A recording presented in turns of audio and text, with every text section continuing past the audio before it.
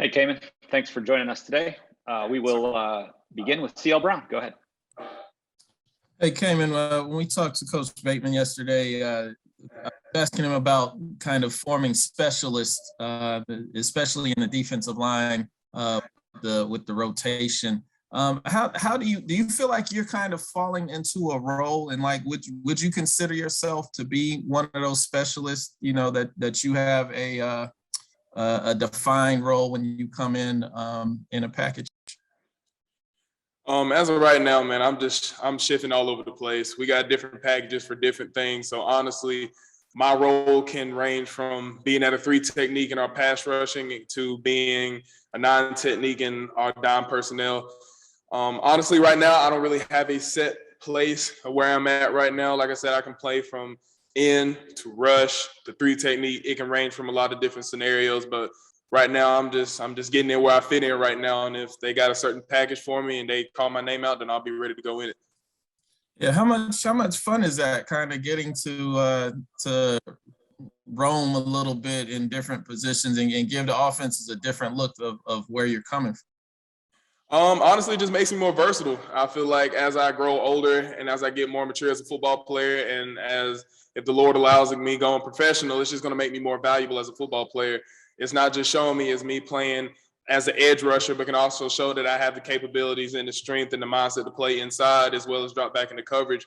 So it just makes me more versatile, and honestly, I love it. I love how I'm being used. I'm used in multiple situations, and there ain't no telling how many more positions I'm going to be in as the season goes on and how my career goes at UNC. Thank you. Back over to Andrew Jones. Hey, Kaimon, how challenging is it when you look at all the different things that Virginia does with the eye candy stuff, even multiple guys lining up at quarterback, and how disciplined do you guys have to do when you see a lot of that? Because they may show something, but run something basic out of it. Well, for the past couple of years, man, Virginia's always been like that. They've always been lining up in some funky formations, man. And just as a defense, you even said it yourself, we just got to lock in. They give us a lot of eye candy. They give us a lot of formations, a lot of different guys in a lot of different places. They got a lot of guys lining up at quarterback and wide receiver and tight ends and all these different scenarios. But really, we just got to focus on ourselves as a defense.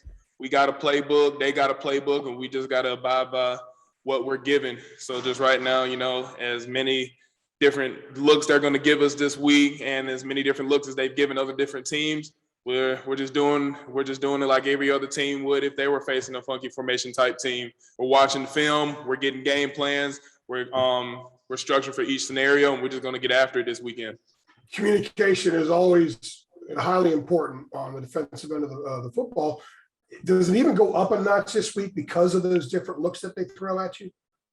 Oh, for sure. But I know as a defense, especially in Bateman defense and in our defense, over communicating is no such thing. It's just like we gotta always communicate where we're at, where other things at, where we're supposed to be, whether it's a pass or a run, or where if somebody is in this situation. The list can continue, but just like over communicating is no such thing in this game or in any other game. But yes, in this game against Virginia, it's going to be very, very crucial for us to communicate with one another on the field, because we need to know where everybody else is going to be at, and we need to know where we need to be in the play. Cool. Thank you. Appreciate that. Alyssa Ray, go ahead. When you look at Brandon Armstrong on film throwing 5 TDs over the weekend, what do you see out of him, and what are you guys preparing for in that regard? Armstrong, he's an athlete. I think everybody knows that. He can make plays with his arms and he's making plays with his legs, man. He can run, he can pass, he can do it all.